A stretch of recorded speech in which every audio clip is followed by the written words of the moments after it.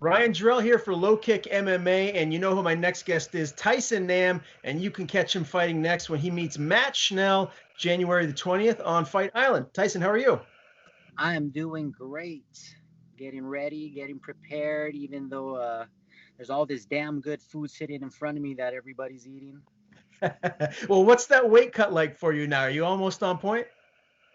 I mean, I'm roughly in the vicinity where I would like to be. It's never an easy weight cut just because I am a bigger flyweight. So no matter what, I'm always dying on top of that day of weigh-ins. For sure. Is there one food that you have to basically not look at or just stay away from when you're in camp and trying to make that weight? Well, I think for myself personally, it's just sugar. Sugar is what just kills it for me. So not necessarily like candy per se, but sodas and things of that sort, something that'll taste good and quench my thirst. I need to stay away from those things.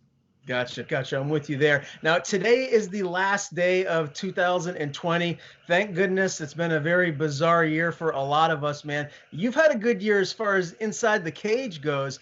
What are you going to remember from 2020 or this crazy year? 2020 was the best year of my career. It was really bad for probably 99.9% of people, but it was actually really good for me. Um, we got laid off from our job, so all I did was train every day. So I felt like I'm actually in better shape. I'm actually more focused for MMA. This was the first year that I've actually just solely trained full time, and damn, it worked really well for me. Yeah, well, again, congratulations on your success inside of the octagon. Now, your last fight, Jerome Rivera, big win, young prospect. I did you feel like any added pressure to go in there as a veteran guy? Although you're newer in the UFC, I believe you're 37 years old. Did you feel like, man, I can't let this young kid beat me. I got to go in there, lay a stamp on this, and get a big win? Oh, definitely, because starting off my UFC career, I already had two losses in a row, and it was a godsend to me that they offered me a third fight, which I won. And on top of my four-fight contract, it doesn't look too good if you have one win and three losses. So I definitely needed to go out there and make it a big win. That this is what I do. This is what you guys brought me in here to do, is to knock people out and excite the fans and excite this and explode this flyweight division that was not known for finishes. And all of a sudden, it just seems like these past couple months we're just knocking each other out left and right. I know. Tell me about it. Well, obviously having you in the mix as well helps 1,000%. When you look at those two fights that you started and dropped there early on in your UFC career to Sergio and Kai, is there something that you can take from it? I understand that you weren't feeling 100%. I don't know if there was like a specific injury, but what do you take from that here moving forward? They're very good. They're respectively number 5 and number 7 for that reason, that they are top of the food chain fighters. But I actually came in with both those times with an injured right hand, which is my weapon of choice. So not taking anything away from them, but man, it really limited me on the things I wanted to do in those fights, especially just making my debut and my second fight for the UFC. So it was a little bit of heartbreak, but when the UFC calls, you don't say no. You go out there and you do your best. But now I feel a lot healthier, and I feel that my performances have been showing exactly what I've been doing all these years internationally. Yeah, absolutely. And right now the division is on fire. I don't know that's ever been any hotter. A lot of eyes on it. When you look at a lot of these young guys that are getting influxed here into the UFC, is there someone that kind of stands out to you that you're thinking to yourself, man, I really like to tangle with and maybe stop that hype train? I know you're focused on your opponent right now, and that's all that matters. But when you look at the other guys, because there's a lot of them coming up. I After my last fight against Jerome, I called out Joseph Benavidez, but the UFC, it seems like they really like this matchup between Matt Schnell and I know that Benavidez has a date with Askarov, so I have not really looked at who is available. I'll probably be taking a look at that in the next week or so. But get back to me on top of that one. I'll have an answer, an exact name for you in a week or so. That sounds good to me. Now, how has this camp been, man? How healthy are you feeling leading into this fight? I feel good. You know, we still been training. I mean, with the holidays, you know, it kind of sucks that the eve and the day, you know, 2 weeks in a row are on top of like a Thursday and a Friday, which is those main training days. But we do what we can. Like today, we got it in extra early over here so that we can just relax and do whatever we need to do with the family later on in the day. But for the most part, everything is going good. Like I said, my weight is around where it should be, you know, give or take a pound or two here or there. But yeah, I'm ready. I'm excited. I'm anxious and ready to make this a long ass travel to Yas Island. Yeah, I can't wait to dive into that. As far as this camp goes, has it been any different than previous camps? I mean, I know it's been a little bit longer preparing for Schnell. You were supposed to fight him previously. Have you guys brought any new looks or any bodies into this camp getting ready for the fight? We kept everything pretty much the same. I feel like that we've had a really good game plan, a really good uh, you know, schedule for the fight previously. So we just kind of continued with that, and everything should go according to plan. Yeah. Do you have a little extra fire behind you going into this one? The fact that, he had a botched weight cut previous time? You know, things happen for a reason. So I guess it just wasn't meant to be at that time. But I'm always excited. You know, I fight for the greatest promotion in the world. So you know, any fight for the UFC should, if it doesn't light a fire under your ass, you're in the wrong business. So you know, I'm excited. I'm excited. Yeah, good answer. What was the hardest weight cut you've ever been through? Because I obviously have never stepped inside of the octagon, but I do train a little bit, and I've been right there in the sauna when pros are cutting weight, and you guys aren't the happiest of people. I know how hard it is. I've seen it firsthand. What has been like the hardest cut that you've had, and can you compare it to anything else? St. Petersburg, Russia. I believe that they literally flew me up there late. So flight's on Saturday, correct? Traveling all the way from Hawaii to St. Petersburg, Russia, we'll say it's about a 40-hour travel time, 36 to 40, anywhere in the vicinity. So I literally land there, what is it, Thursday morning. So, of course, weigh-in is on Friday, right? So I literally have that time, whatever hours it is, to make that weight, like in literally about 12 or 15 hours.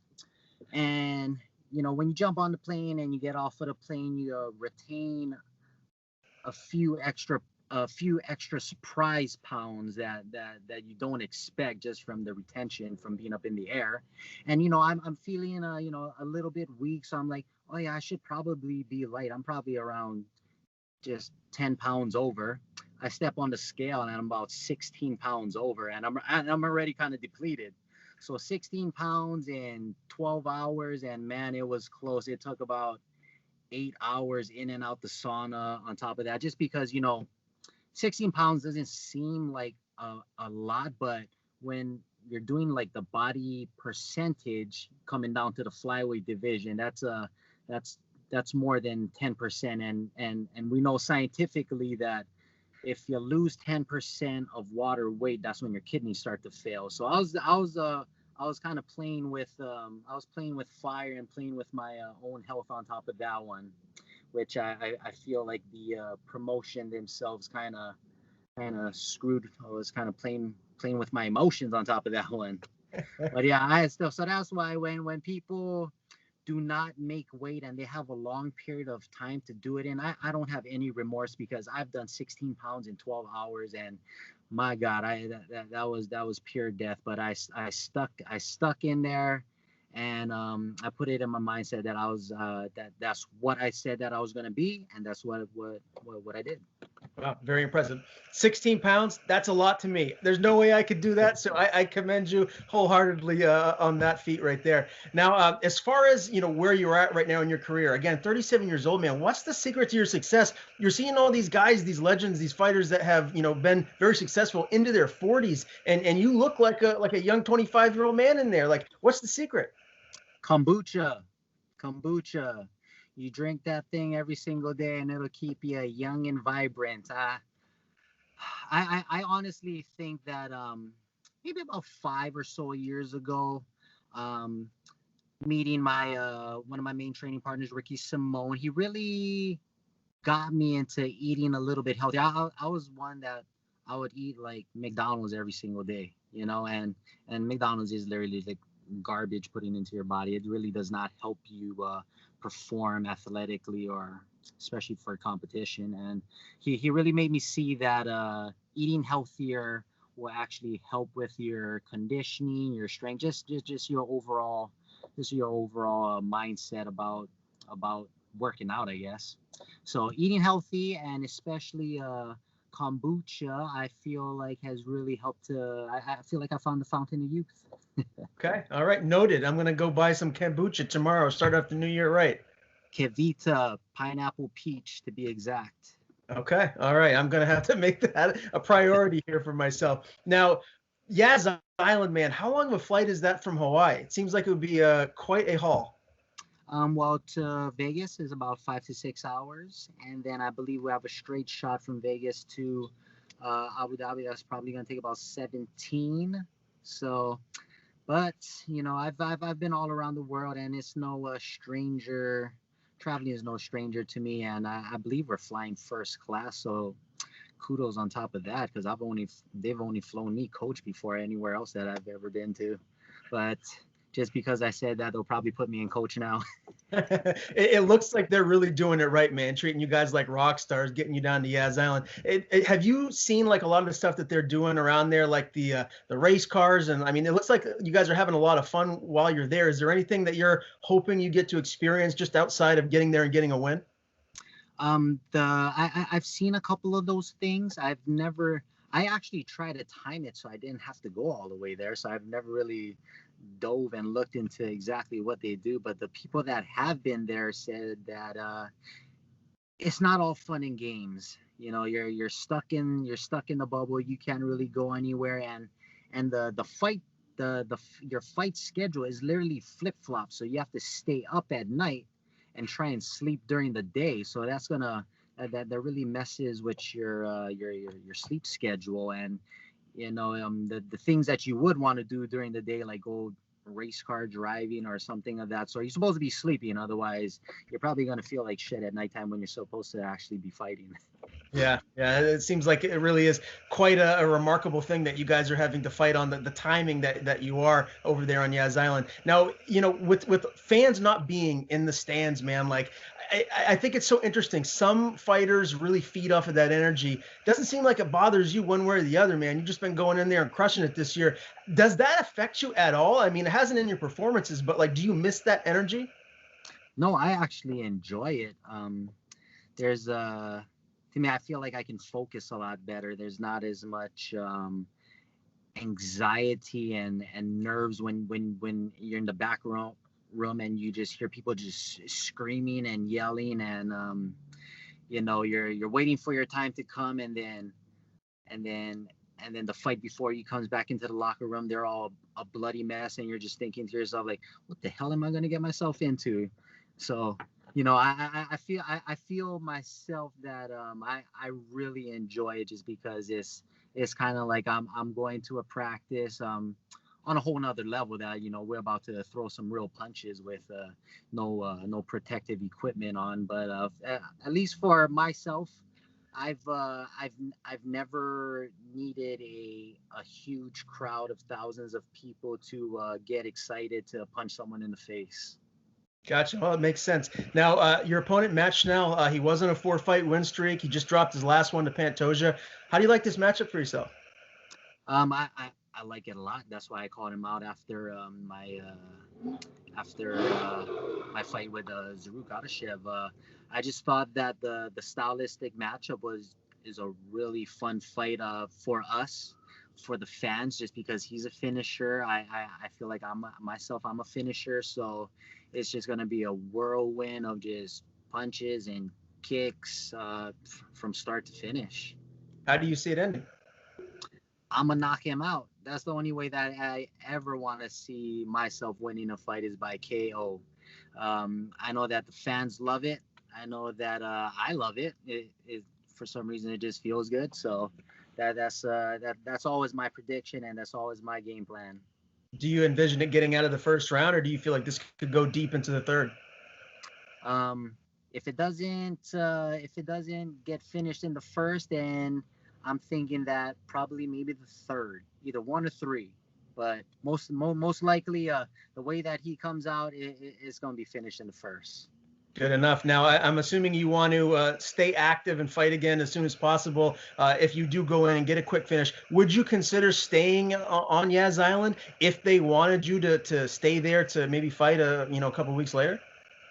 And that would be a really tough choice. I mean, if they tell me to stay, I mean, it's the UFC. I stay. But for me personally, I'd like to do it like every 3 months. But like I said, if the higher up tells me to stay, oh yes sir, yes sir. Gotcha. Well, again, I really appreciate the time. We're all looking forward to seeing you climb back into the octagon here. Before I let you go, if you want to plug your social media or anyone you want to thank, the floor is yours. Yeah, check me out on Instagram. I believe it's Namino11. Twitter, good old Tyson Nam. Follow me as I keep on knocking these flyweights out. Thank you, sir. Safe flight. Look forward to talking again soon. All right. Thanks a lot, Ryan.